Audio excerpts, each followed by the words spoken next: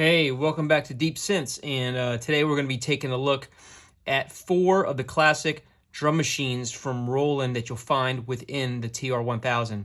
The sounds of the CR-78, the 808, the 909, and the 606. Those are all modeled or either analog or with ACB within this. You've got analog circuits for the 909, for the 808, and you got ACB modeling for the CR-78 and the 606 with circuit bending on the new ACB that Roland's come up with for the TR-1000. So my approach to this was to start with the sound generators. Now the sound generators, I need to point this out, that's the actual original sound source that you're working with. So when you say an instrument is actually the settings that you save from that original source. Like if you put effects on it, a filter, a compressor, that's all saved with the instrument. So if you're using an 808 kick drum and you're just using a raw 808 kick drum, you're originally starting with the sound generator of the 808 kick drum.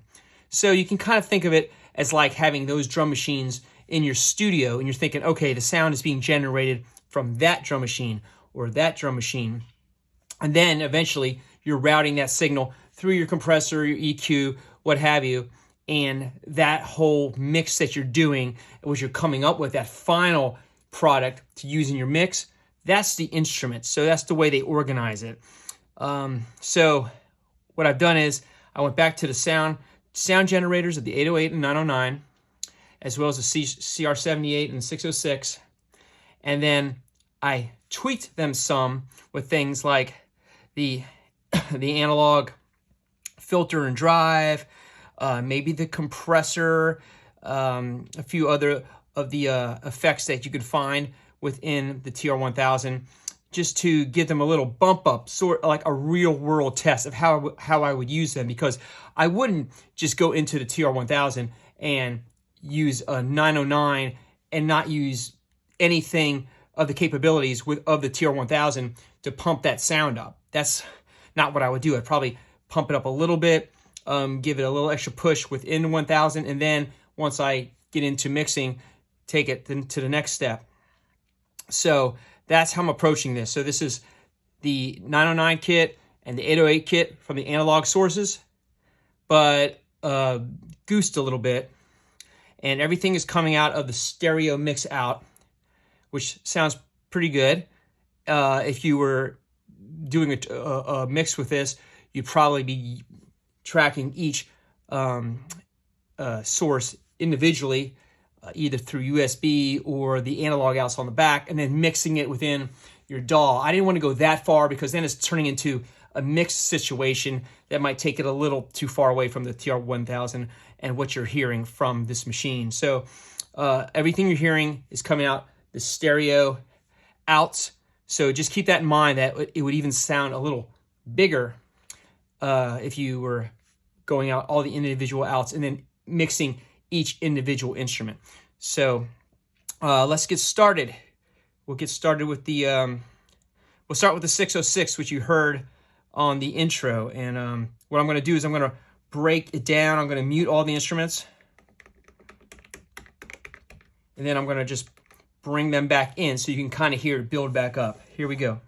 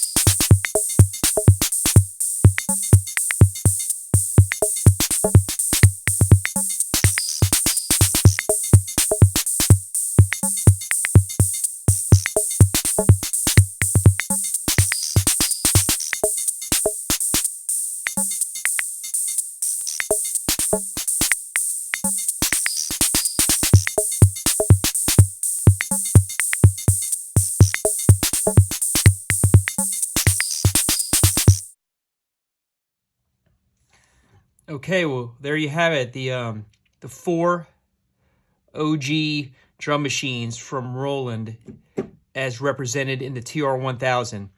Hope you enjoyed that. I may do another video with the 707 and some of the other drum machines, as well as some of the sample-based sounds that you can get and kits you can build from the samples that sound really great. But I wanted to keep it just those four, kind of representing Roland's analog heritage from the early 80s. So there you go. Till next time, see ya.